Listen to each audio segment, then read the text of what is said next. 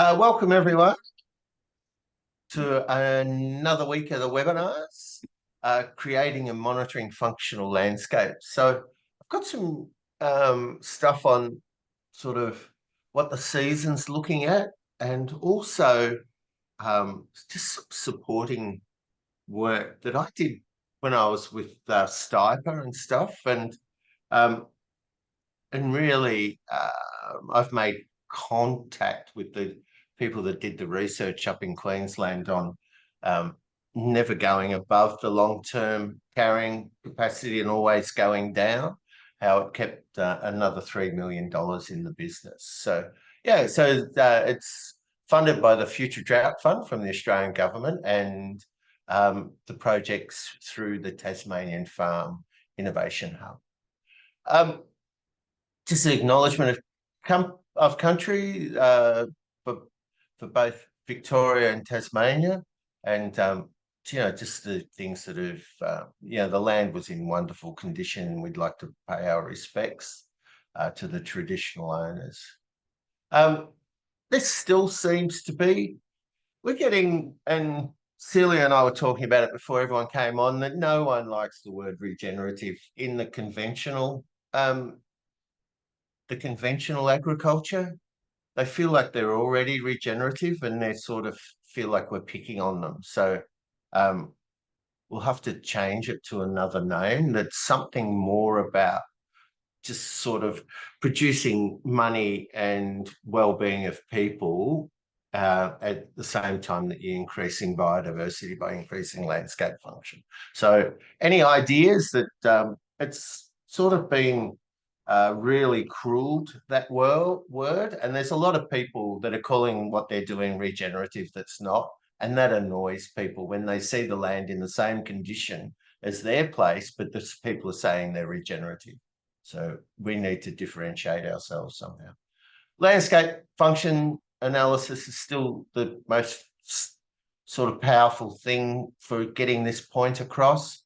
I did speak to a trainer during the week, and he said, "Oh, it's only all about water."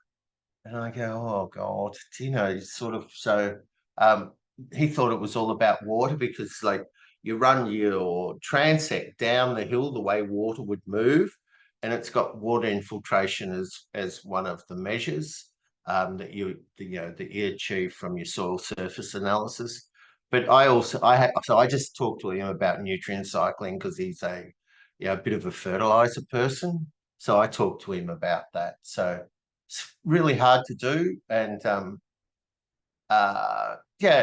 but sort of, I know that I didn't like it at the start because it actually includes that moss and lichen, the cryptogams, but they actually change stability, water infiltration, and nutrient cycling.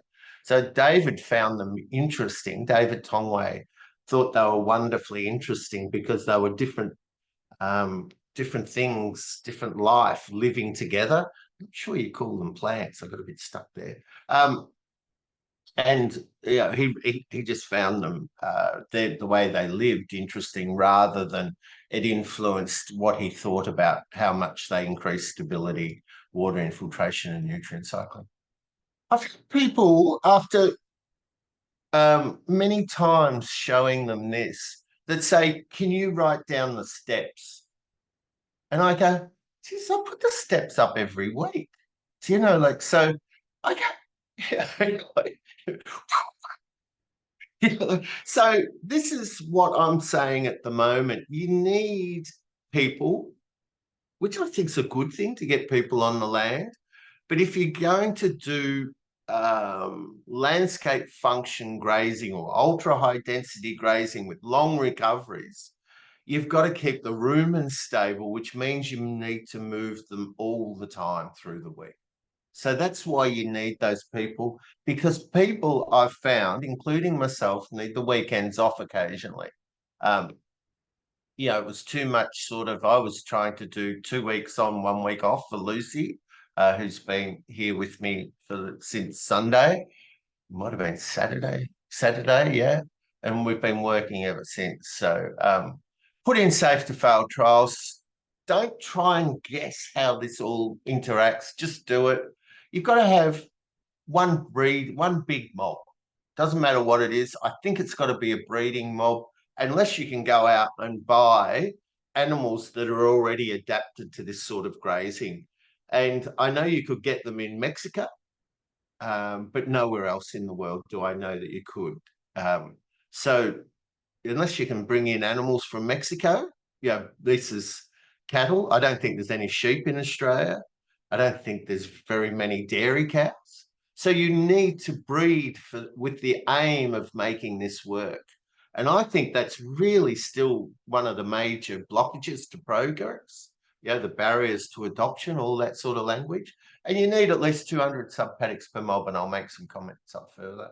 It needs to be flexible. So you can't keep subdividing paddocks because, as I said to Stephen Hobbs, Stephen, stop saying you're going to divide another paddock this year. The way you're going, you're going to be 1,000 years old before you've got enough paddocks. So you really need to stop thinking about, I'll halve that paddock or I'll do that. Or it just doesn't work. You've got to go to strips. As far as I can see, I haven't seen anything that works better, and then just do sub paddocks up that strip.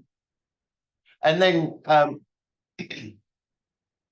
you've got to find sires, whether they be bulls, rams, whatever, that will produce practical fertility in your breeders. So practical fertility, Johann Ziepsman would be described as good hormonal balance and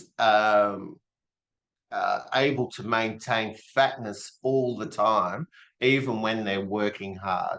So the majority of sheep and cattle that we have not been selected for that.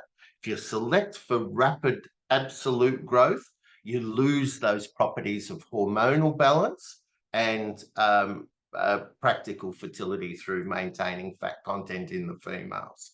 So you need muscled sires. They need to look like they're weightlifters rather than that. And I can do more photos if people are interested. This is the forecast. So depending on where you are, especially in Tasmania, it's sort of not pretty. So this is for the 3 months, July to September.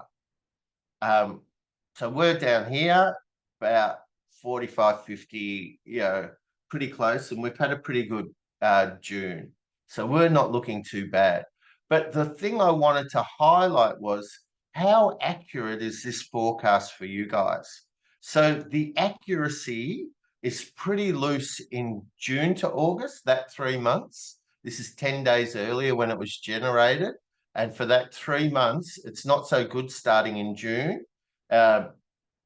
So here, just above 50 to 55, below there, up in Derby and things like that, pretty good on that piece of the coast. But then it becomes very strong for July to September. So this is the accuracy, the percent consistent. It hasn't been updated for a while, and I've said to the Tuesday night ramp group that I'll chase them up and see when are they going to re-release it, because it's well and truly, it's a decade out of date. Is it still as accurate as that? This is what I did all my research on, was using these forecasts for my spring spelling. So I'm trying not to say mine, but I'm going to say mine, because everyone thinks that someone else made stuff up. I'm a bit over it, I'm afraid. So this is the accuracy. So this is high accuracy. You would not bet against this if you were at the casino, would you? You wouldn't bet against 55 to 65% or, 55 to 60, or even, up 65 to 75, 65 to 75. If there was anyone in that top northwest of Tasmania. So what's it saying? It's saying for Hobart, Tassie, there's a fair chance it's going to be below median. That will be that assessment. Is that going to work for you? I never was too shy about these areas. I would reduce numbers, but not as much as if once it had dropped down here. But if I reduce the numbers, it always worked. If you get too wet, it might be enough. But the only other trouble in these sort of lower rainfall years is that you get more frost just from the clear skies. And then August to October is incredibly high. So and this is the time to be thinking about your rainfall, what's it going to be doing, what can I do to adjust my stocking rate. I've got my slides out of order. That's why I'm looking backwards and forwards. This wasn't the slide I wanted next, but I'll quickly do it and then I'll come back to this. What does it mean? So we've done, this is weaning with nose rings. So we've sold, we've pre-tested. We've had a bit of a clear out yesterday. No, today. They left yesterday, sold today. And putting the weaning rings in. And this is what was just taking so long. The yards we really need like a calf race or something. It's just too much work. So wrestling the tinkers up and down. So we were sort of running them in so that they'd bang in straight into the crush and then catch them that way before they turned around. Because some of them are little tinies that haven't been fed by their mothers. This is what you can buy out of the market is mothers that don't have great calves. And there's Lucy doing one as well. I tried these cheap nose rings, and I don't think I'll have another go at them. But, they were just too stiff and you couldn't get them tight. So the idea with the red ones is you tighten them, the easy wean ones, you tighten them till they're firm and then you back off quarter of a turn and that gives them a little bit of slop and that stops them from puncturing the septum and all that sort of stuff. They're pretty effective and then they really don't need the medieval torture look of having all those spikes on them. That really is unnecessary. The only person that hurts is you putting them on, because what they do, and I've watched them by the hour, is that they can't get onto the teat. They only do the headbutt thing if they're on the teat, so that, to help mum let down. So, and this one was sort of just saying to me, you've got to be kidding. So I'll keep going on that unless there's any questions, any thoughts. But it had that look, are you serious? So, but everyone's back together and going, well, started the meat business. There's a couple of bodies in the chillers at Warragul. I just got to find some time to get around to doing some marketing. So, just to make it interesting, just overlay things with that. I want to talk about this. When this report came out in 2011, this was when I started thinking about sort of why is it that material that sounds so clear and logical isn't adopted? It really just confused me. But this grazing trial, and it was on Landline, so I think it's really important to talk about it. It just said, what do you do if you want to manage sustainability and profitability in highly variable climate? What do you do? And it's really clear. So this was not fancy grazing, moderate stocking rate, heavy stocking rate, up and down stocking rate, variable based on the SOI or the BOM forecast, really. So, and then rotational wet season spelling. This wet season spelling is well known in Queensland. It's all over the literature. It's been researched to death that if you give a wet season spell of the grasses, you get your perennial, productive, profitable, the 3P grasses, they call them, they come back, they regenerate.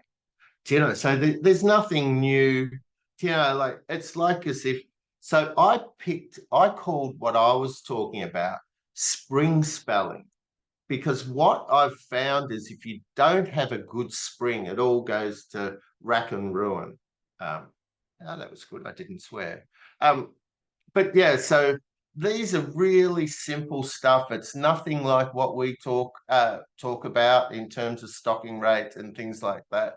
And failure to manage for rainfall variability results in a decline in land condition and economic loss.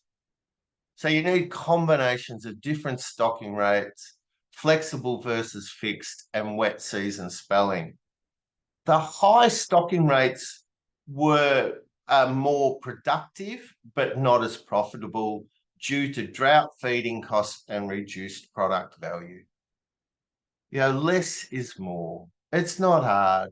It's been done. It's been done over and over and over again.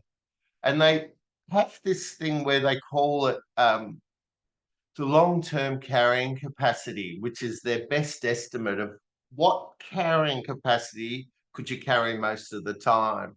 But what they found was that inevitably that long-term carrying capacity leads to land condition decline unless stocking rates are adjusted downwards in lower rainfall areas. The profitability was significant, I would have said. But on one of those Queensland properties, there was an extra $3 million over 24 years in accumulated gross margin compared to heavy stocking. Every university, Department of Ag, pasture scientists, agronomists that I talk to think that that's nonsense. So we really need to know that it's not nonsense. Every time this happens, every time you do it, if you adjust so that you have a spring every year in the southern areas, you will keep more money. But no one will tell you that. Everyone tells you to chase this high intensity, more is more. You get more live weight gain. Even my contemporaries, Johann Zietsman, Jaime Elizondo, Alan Savory, Alan Williams, all those crews saying that this is what you're chasing, total live weight gain per hectare. It's nonsense. But gee, if I stick my head up, they go after it pretty hard. It's like whack-a-mole. I have to keep sticking it up different holes and ducking back down again. It's just, I don't understand. Is it something, I don't know. I'm not sure it's just Y chromosome either anymore. I'm starting to think it's broader than that because we work with a lot of um, women agronomists and women researchers and things like that. I used to say it was a man problem and they were compensating for something, trying to do the comparison sort of idea. That's why they've got such big utes, because they're compensating for something. But it's just not right. But they will push it. The only people that make money out of that is the industrial agricultural complex, was what I was trying not to say. But the ag industry makes money out of it because they will sell you stuff, and other people, so they'll either buy them cheap off you or sell you feed deer or sell you stuff to resell your pasture. It is just not right. And I sort of go, I feel like I need to sort of say things a bit stronger. So, 3 days in the cattle yards will do that to you, I think. So Lucy rang me to say that a woman cut her off and she did the whole, gave her a mouthful. And she said she hasn't recovered from the 3 days of cattle work. So she's still got a fair bit of temper going, she's saying. So she's going back to Ocean Grove to walk along the beach and do breathing exercises. So I wrote this, I've forgotten when, about 2014, something like that, 2013. I can find out. And this is what, so I called it spring spelling, and I was influenced by the work that Peter did. Sorry, I see a chat, and I haven't. 1.5 to 2 people, Rob. Sorry. Yeah. Oh, see, there we go. Thank you. So we know, and this has been proven, it's more important to minimize losses than maximize profit. But that's not accepted. That's Tim Hutchings, PhD, Dr. Tim Hutchings, PhD, showed that in cropping, in grazing, it's about not losing rather than trying to maximize. So moderate profits is always, with never a loss, is always going to win in the long run. Grazing mainly fails from running out of grass. I thought I was sort of stating the obvious there. And I believe that in southern Australia, you've got to finish spring with enough grass to get the livestock through to the autumn break as a minimum. But everyone's eaten it all out by the end of spring in a lot of the areas that I work at. In those summer growing areas, if we had any people from up in the summer growing areas, it's about finishing the growing season with enough grass to get back to the next growing season. I changed this as I went to say that it wasn't the autumn break. You had to finish spring with enough grass to get back to the next spring. Yeah, and people, oh, that was all too much for them. But I found that they always ran out before the autumn break if I said that. So this is trying to compensate for people not wanting standing feed over the summer with the fire risk and things like that. I'd say you need to finish the spring with enough to get back to the next spring. In sort of central west New South Wales and western New South Wales, you've got to finish the growing season with enough grass to get back to the next growing season. Um, so this was a run of below average rainfall springs. So one of the things I'd always argued that people would say you paid a lot for that land in southwest Victoria, that it was more reliable. But it's since I said that it's almost become less reliable and the springs have started to fall apart. I'll send the newsletters and things like that as well. So adjusting the stocking rate at the start of spring reduces the chances of running out of grass. So adjusting at and especially in southern Australia, people have got grass fever. If they're set stocked, they know that they'll get feral grass and it'll all go rank and they'll never be able to get it at very, very low stock density. So then they've got to mow it or do something with it. So they all get grass fever. So I was trying to sell into that July, August grass fever because people would be paying me more at that time so that they could eat this big burst of growth. And the animals, and we did this quite with a big group, the animals, even though they were lighter in July, August, the cents per kilo was higher. And it came out that more often than not, the extra weight you put on, but the reduced cents per kilogram meant that you got the same money in November, December as you got in July, August. Did I explain that all right? They were the same value. And one of the farmers said to me, he said, oh, well, then you'd hold them to November. And I'm going, wow. Do you know, like, that's got no financial knowledge at all on it. The money today is worth more than the money in the future. Do you know, like, and all the risks and animals getting sick and dying, and you've got to go when you got to go. Do you know? So if it's going to make as much money, you sell it at that time. And the policy we found was more profitable and lowers risk. So I put equally in there because I was writing for a big audience. But like I could feel my nose growing as I wrote equally. So, but yeah, that's still pretty valid, isn't it? And based on sorry, you go. So by policy, you mean these key points, is it? No, the policy of adjusting your stocking rate at the start of spring. Right.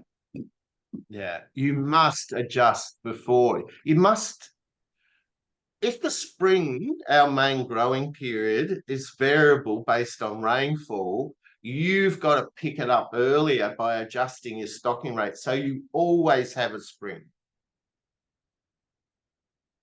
If you don't, you'll have a good spring and a bad spring. I'm saying, how do you always have a good spring? Well, you adjust your stocking rate up and down.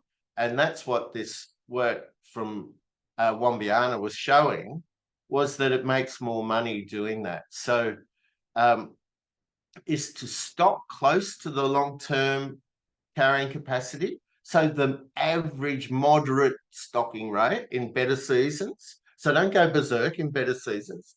Just stick to moderate, but then reduce with, as soon as there's some sort of change. What I found, even though 35% of the time the forecast is going to be wrong, there is no downside if you can eat standing dry feed by using stock density with the right animals. There is no downside to having more grass. So I used to talk about, Bud Williams used to talk about the three inventories: the bank, the cattle, and the land. And all you've done is put an investment into the land or increased landscape function. So there is no downside to having more grass. We feel like we've missed out, but that's not what happens. The land gets better. If you try and eat the grass at the long-term carrying capacity, it inevitably leads to land condition decline. So, so we need to know that all these things, and that was when I came up with that calculator of what have you got, how many DSE are you currently carrying, what's happening with the season. So what's your landscape function? What's your soil moisture? What's the seasonal outlook? And I just dollied this up, based on my experience, so that it would give you. So if the score is less than 9, halve your stocking rate. If it's greater than 9, only reduce it by 2/3. And the farmers used to say, where's the one if it's a good year? Like it just confused them. But I was saying, whatever you do, you're going to have to reduce it. Like there is no option, option C or option D that you increase your stocking rate. So I was just trying to say that this is, if you do that, you always have a spring, you always win, which is what the research is showing, both from Dr. Tim Hutchings, from Wombiana. But if I mention Tim Hutchings, because I worked with Tim Hutchings, I mention him to the researchers and things like that, they go, oh yeah, he was too conservative. They give me all that sort of nonsense and things like that. It's like the soil carbon guys giving me nonsense about David Tongway's stuff. I go, no, it just works in practice. And they always do that. Oh, I wonder who did this research, which is a men's way of diminishing someone else's research. So I haven't heard a woman say that to me ever.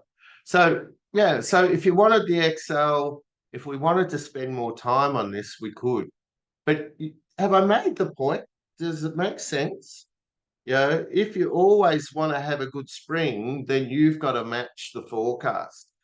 Having lower stocking rate, you may miss out, but more often than not, you won't.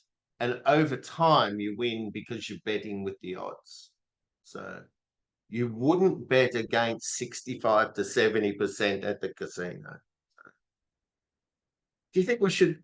Oh, I thought you were going to say something. You looked very profound, Celia. Do you think we should put that into the project report? I was going to be silly. But that's what I want to put into it. And it's like we can quote research that supports our case. So, what's happened here? I've put the whole photo in. I've missed the area. Let's see what the next one is. Oh, that looks better. So, Rob, these were your safe to fail trials. Is that the Polymaster? Did you get that information? Sorry, what was that, Graham? Did you get that information about the Polymaster trough? I wasn't sure whether I should have emailed it, but it looks. Oh yeah, I did, but I'd already bought it, and Yeah. I wasn't really that impressed with it. It was kind of annoying how I put it on a slight slope and it was overflowing. Oh, right. and yeah, but I just thought it would be better if it was, you know, you could put it on a bit of a slope, and you could adjust the ball down a bit or something, and you wouldn't have to Yeah, worry about it. there's Um, not a lot of not a lot of ball movement. And did you pick up that yeah, I swap out the ball and put a Hanson high flow valve in? yeah, Yes. I did read that. Yeah, but I don't Yeah. actually know what that is. So yeah, I'll have to Yeah. look that one up. Yeah. Yeah. And it's a diaphragm valve, so it needs clean water.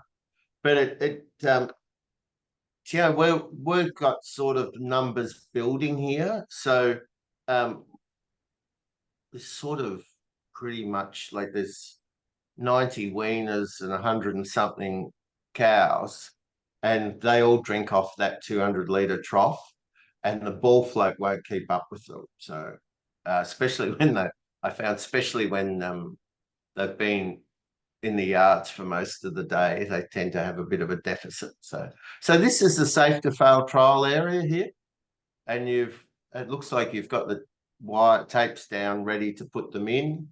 And then I like this. You got up halfway through the night, did you, to take some photos? Uh, yeah.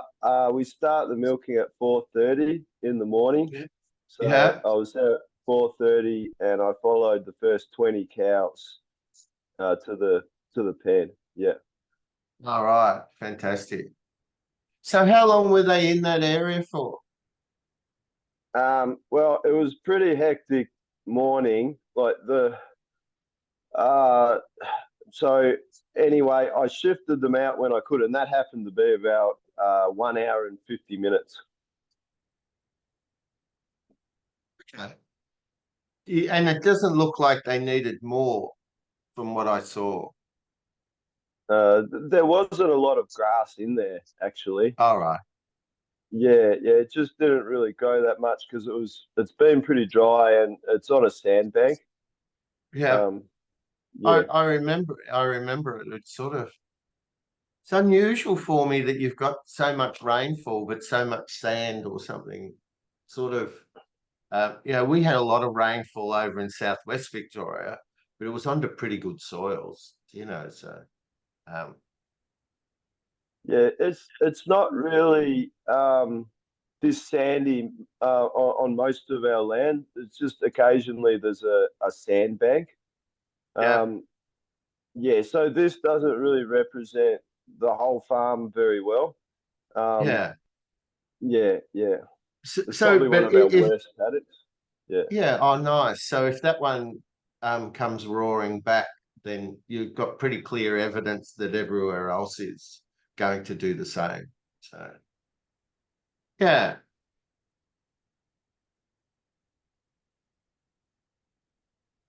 yeah, it'd be great sort of to see the changes. So my eye immediately goes to the sort of some of the flatweeds and things like that, and just the amount of litter in there. There is some litter, so yeah, it'll fly. There's no doubt about it. So Yeah, I kind of feel like maybe 6 months might be a better um, time for period. that first Yeah, one, yeah, for this particular spot. yeah,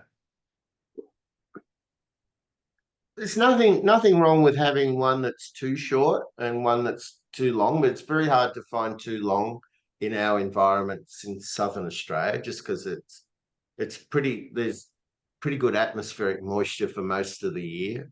So um, it doesn't sort of oxidize and stuff. It continues sort of to cycle itself a bit. So um, yeah. Oh, that's good. Did you want to say anything about it, or sorry, I missed this photo. I don't know what I did there. Um, no, oh well, I only had 2 kilovolts in the fence. I didn't Yeah. really check it properly. Yeah, just we had a really hectic couple of weeks, just heaps of breakdowns. Yeah.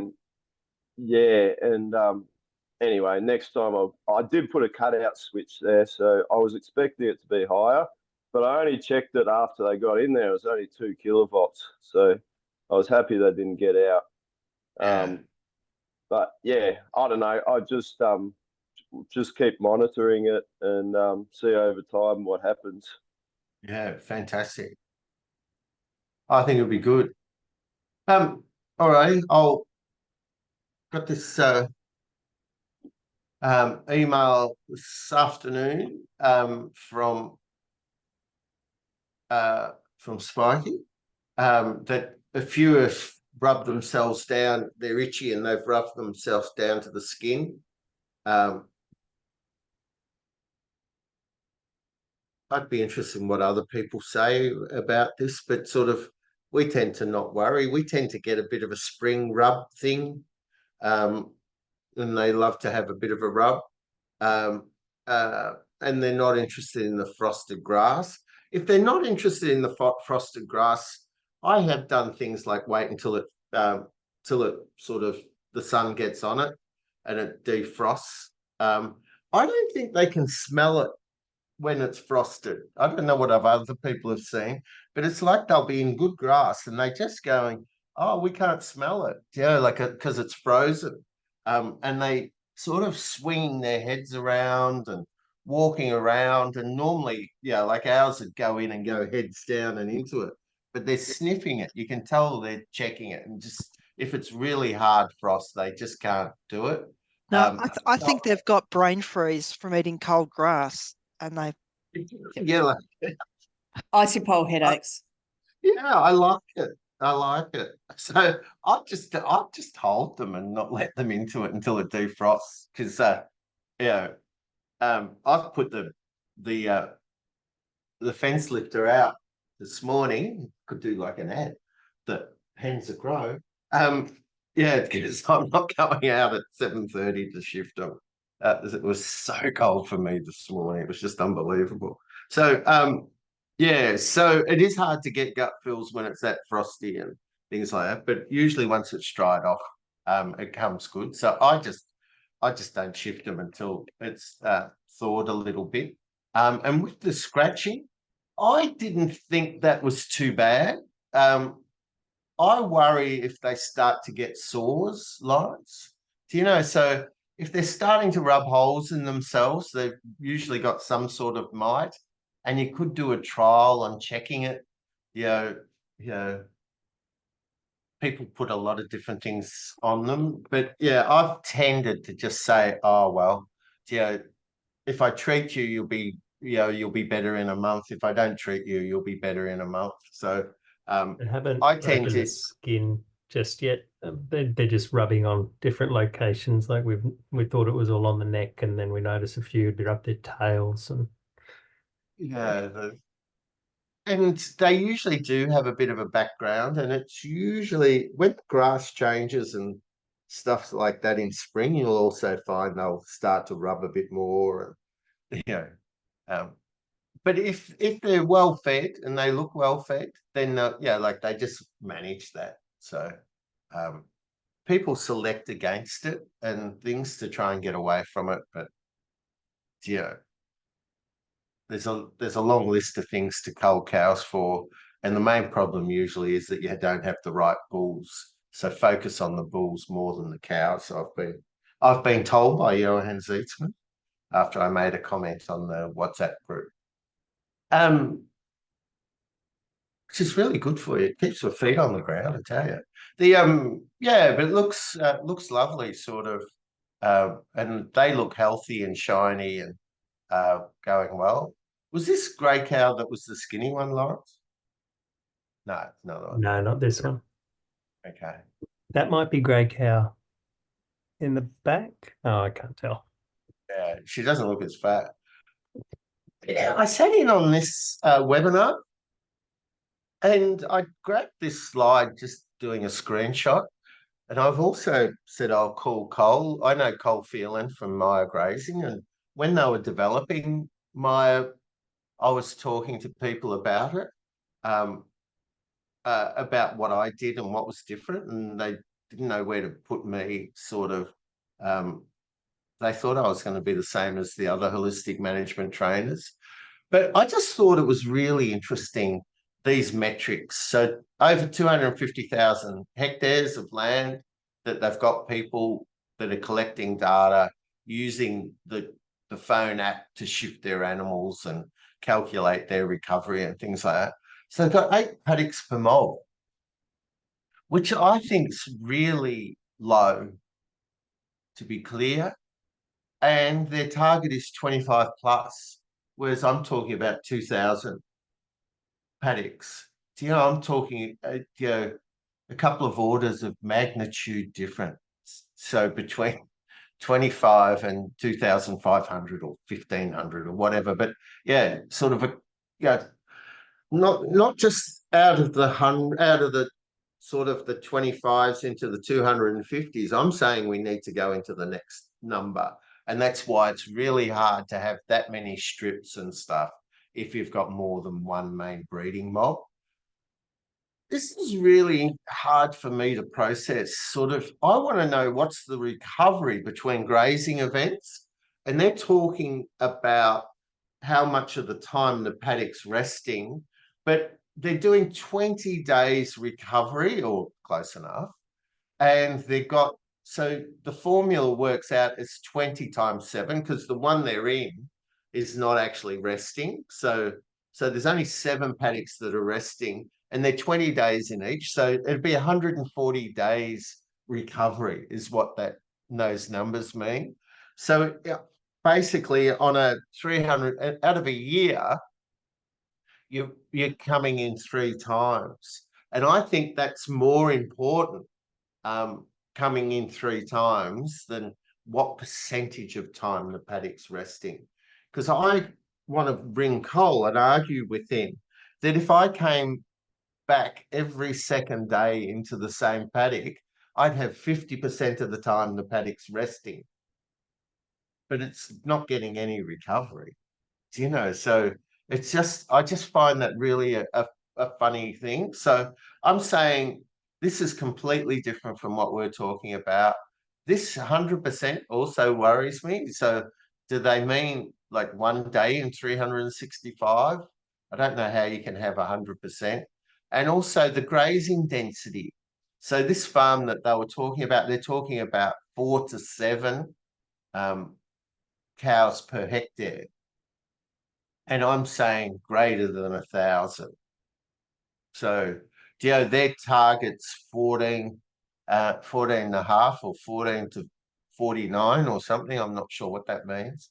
But still, again, you know, orders of magnitude, 2 orders of magnitude difference. So I'm talking about thousands. They're talking about 14 to 50. So it's completely different. And they talk a lot about ensure the grass is being consumed to maintain it in phase 2. So that's without litter. That means if you keep it in phase 2, it means without litter. And as I've banged on until you're sick of it, we know that litter and decomposing litter is the difference between agriculture that destroys the land or improves the land. I was trying to say a different word than regenerate, but one wouldn't come. Graham, So- I'll say I always liked it when you said you grow the grass and half of it you feed to the soil and half of it you feed to your livestock, or, you know, like half, but part you use to feed the soil and part you use to feed Yeah, so the litter is for the soil. That's the way sunlight gets into the soil. Because I say 80%, 80% of the standing material you eat, but the litter is all allocated to the soil and the green leaves are all allocated to the horses or the cows or the sheep. Have they arrived at these figures, Graham, by trials or measuring or?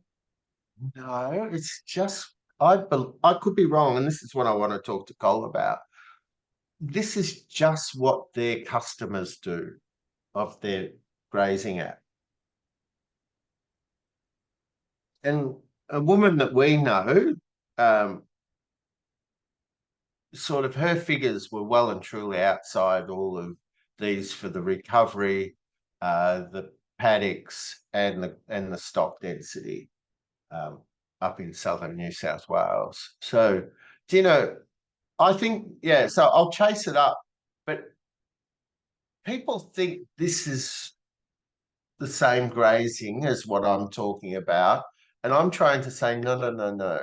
This isn't the same. And you can't get the same result doing this 140 days recovery with, 8 paddocks per mob and 20 days grazing duration. And when it stopped raining last year in, when did it stop raining? In June.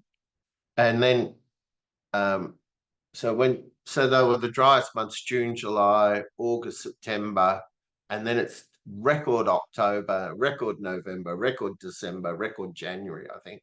It might have been a record January. That we recovered from that because we were mainly on native grasses. A lot of the introduced grasses didn't come back. They'd already dried off, and they really struggled with it a fair bit down in where I am in East Gippsland. But I've forgotten the point I was going to... If you'd kept them in phase 2, this is the sigmoid curve thing. Does everyone know about it? That if you eat them, you're supposed to eat it from the top of phase 2 down to the top of phase 1. Phase 1 is the real slow recovery, which is what I target. Then you get rapid growth, and then it starts to senesce. But it actually, that is for one grass plant. This is sort of one of these tricks of the mind I always think of. That's one grass plant, but there's more than grass plants coming through, and you've got the seedlings becoming mature, young ones becoming mature. It's like a stacking of sigmoid curves. It's not just one thing. That's so one-dimensional. It's the current species being grazed on a regular basis. It doesn't make any sense in my world, in the world according to Graham, that because can you see that you have some of those seedlings that germinate and get established, but the mature plants, some of them might be senescing or have less litter in them, but they don't want litter because they think that litter is wasted. So, but then you've got all these stacking sigmoid curves, and we need to do that rather than think this one-dimensional. And I've been trying to say we need canopies, we need understories, and we need the ground cover layer, which is the litter. So trying to bleed people back in based on sort of what they already know about forests and stuff. Any comments, questions, thoughts? Clear enough? Clear as mud? You've all got the stacking sigmoid curves in your head now? I haven't heard anyone else speak about that either, so you can say it. I think he thought of it. No. Too much time in the cattle yards. We talked about this and sort of, did anyone have a chance or even a think about sort of how this works? And can everyone see the way I've thought this through? What's the conventional do? Does it increase landscape function and soil health? No. It inverts the soil, destroys the fungi, putting on fertilizers that are high. You can use small amounts of nitrogen fertilizer, but the problem is that it takes so much fossil fuel to make it that you can never compensate in this system for the amount of fossil fuel you've used and things like that. So it's just an absolute disaster, an absolute nightmare. Then people start to go replacing the tillage and the ploughing with herbicide, which is a little bit better. It is actually a little bit better. You start to get a bit more soil structure. You can't use Roundup though and get fungal content in the soil. Synthetic fertilizers, so too much nitrogen or acidulated fertilizers destroys all that life in the soil anyway. So then you're putting fungicides on. They're keen users of fungicides and insecticides. your vegetable growers. They're very keen users. They're good customers. I wish I'd started down that track. Anyway, no-till plus compost, so they start to lower and you get more diversity. If you're not doing as much herbicide and fungicide and you're just getting some soil health, it can be an improvement. But the compost has usually got embodied CO2 equivalents in it as well. You've got to turn it, you've got to spread it, you've got to do all that sort of stuff. This is considered by many to be the regenerative journey. They're on the start of the journey. And I go, oh, I don't think so. And that wins lots of friends, I've found. And then this is Gabe Brown, no-till compost, multi-species covers. He uses only small amounts of compost, but basically he's growing his litter in situ through his multi-species cover crops. And then, so low or no fertilizer, much more mixed and you know, combined planting and doing sort of Haney tests and trying to do that. A little bit too heavy on the old legumes, which we were talking about last night. Dwayne Beck from South Dakota Lakes. Dakota Lakes Research. Yeah, in South Dakota, he knows that there's sort of you know, leaking nitrates and too much ammonium and nitrates in the soil. And then this is with perennial grasses, so this is the highest. So this is just, you know, thinking that through. How could we grow things? I then did. I was just conscious of the time. Yell out if you want to say anything or do anything. This was cereal growing, and all I did was I did this the other morning while I was in bed. Beauty of laptops, you can still work in bed. Is that all I did? I could have done sort of replace vegetables with cereals, and then I just modified it a little bit. So the same idea again of moving up through these practices. What I do not understand, and I'd be happy if anyone can explain it to me, is that if you're here, why do we have to do this? Why wouldn't you do safe to fail trials on all the different levels and see if you can do it? You know, if you've never done it before, by definition, it's a trial.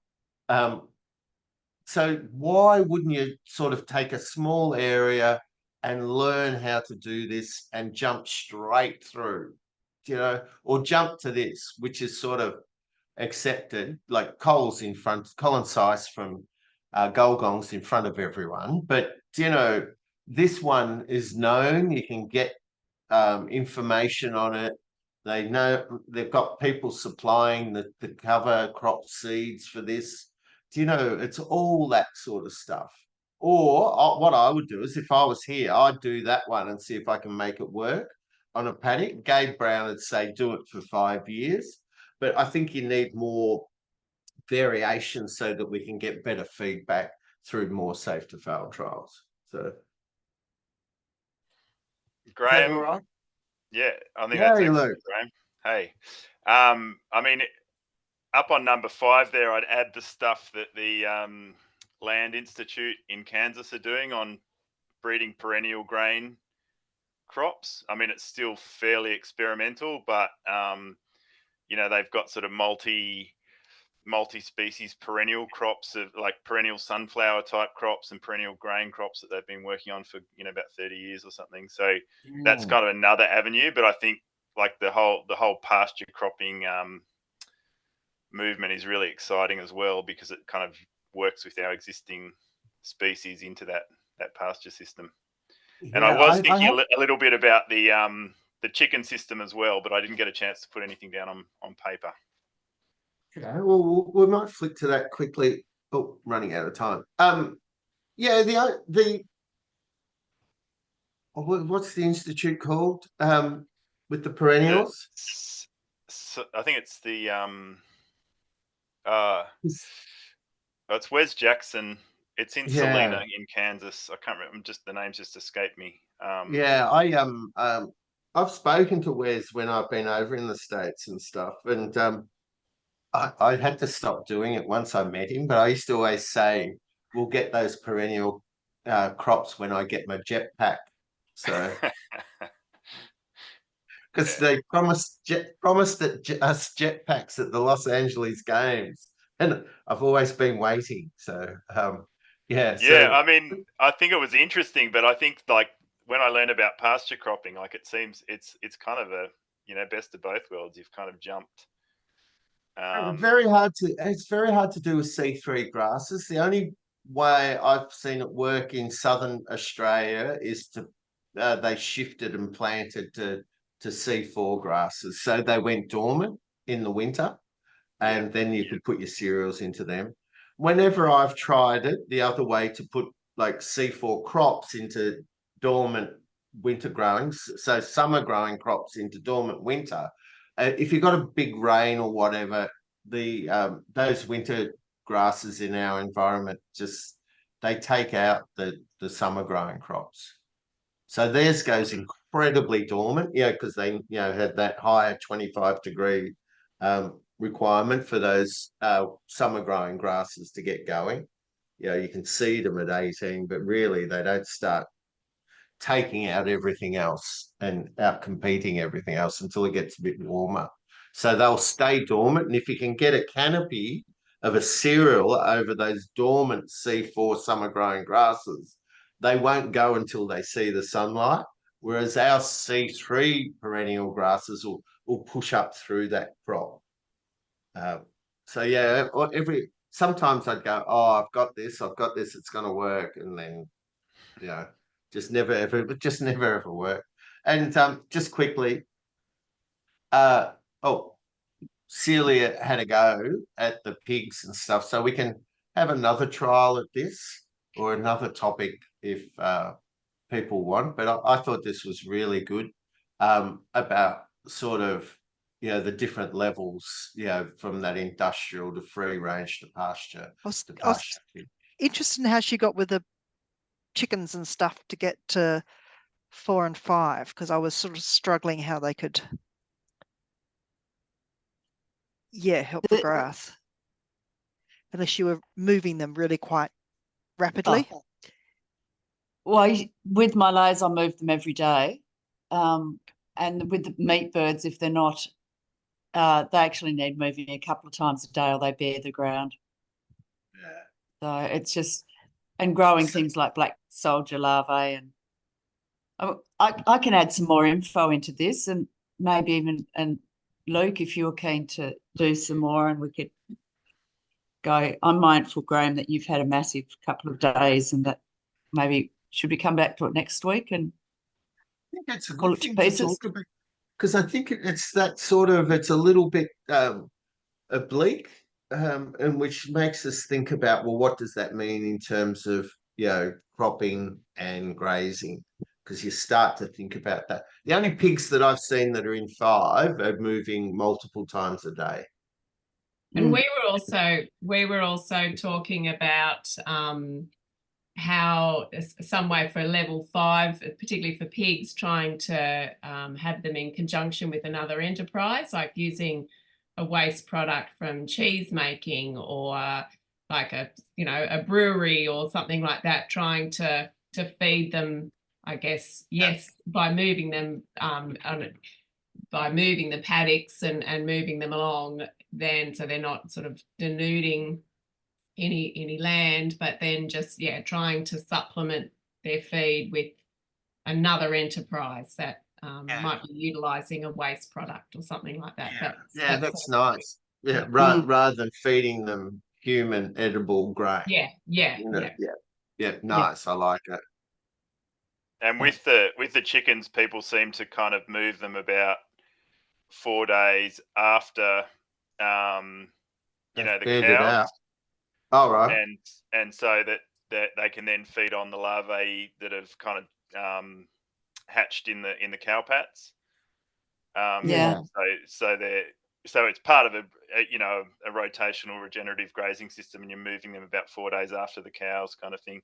But a lot of people who are still growing them commercially are still bringing in a lot of feed, you know, in terms of grains. I mean, obviously you can feed them on other insects as well, but like, again, found only one place that in the States where they're basically a commercial compost production facility that are 100% raising their birds on insects that are growing in the compost. But it's kind of, that's a side business. It's not their full business. So yeah, I think there's some interesting stuff there on, and again, maybe if you had, you know, you were doing pasture cropping and growing your grain on a certain area, then feeding to your chickens as part of rotational grazing and looking at it on a whole farm system. But I'm, I guess, struggling still to see how, you know, an intensive amount of birds can be part of that like regenerative system, unless it's, you know, I guess on a small scale, if you're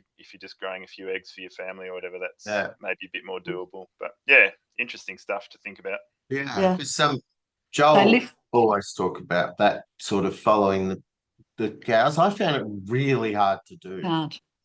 Because it's sort of, The cows are too fast. Yeah, and you couldn't keep up, or you know, they'd want to go there and it'd be too wet to take the chickens, and yeah, so it really was hard to do. So. I wondered too, because chickens scratch things up and you want the cows and whatever to squash the litter down onto the surface, and the chickens do exactly the opposite, which is why I was wondering, if you're moving your chickens, if you have them in yards that have actually got, say, mesh on the floors of them, so it sort of squashes the grass down and then they peck and that was a big thing I found, Kirsten, was that they actually lifted the litter off the soil surface again. Yeah. So I'm not convinced, after having chickens following cattle, that they fit together. I actually don't think they do. I reckon, well, I could have put mine in front of the cattle, but then the movement was really all, you know. So. Yeah. I think it needs a whole redesign. And they're almost two separate sets. And Joel Salatin's got his on two separate rounds. He doesn't have the chickens following the cattle now. Well, he didn't last year when I was there. And he said the same. What about the chickenness of the chicken? Yeah. They wouldn't be able to do that. And that's a problem with if you put a mesh on the bottom, that they're obsessed with scratching. That's one of their core behaviours, to take that from them. But where I've had my chickens, you walk over it and it's spongy, you know, so they were doing something right. But yeah, they did lift the litter, and, you know, like they lifted it an inch or more off the soil surface. So it was floating grain, you call it, don't you? Yeah, you'd have to follow that up with your herbivores. And you diprotodon and thylaccoleo and stuff. Anyway. Get the dogs doing zoomies. I hope that was all right, everyone. Thank you. Okay.